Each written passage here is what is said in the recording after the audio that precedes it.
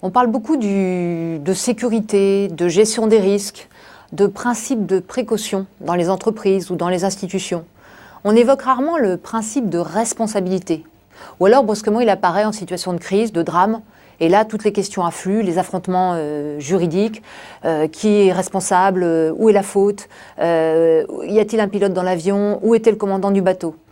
Tout questionnement technique, rationnel, qui sont très loin du principe de responsabilité tel qu'on peut le concevoir en âme et conscience.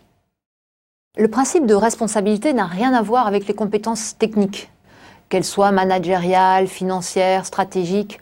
Elles sont importantes, certes, mais non suffisantes.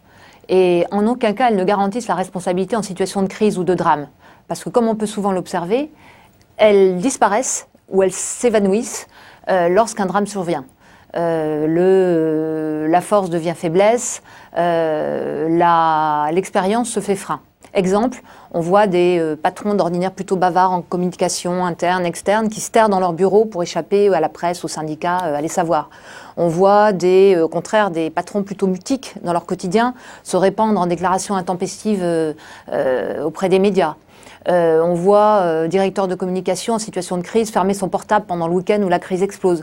Enfin, c'est comme s'il y avait une polarisation qui fait que l'inverse des comportements attendus et des comportements travaillés par les personnes se révèle dans ces situations de crise.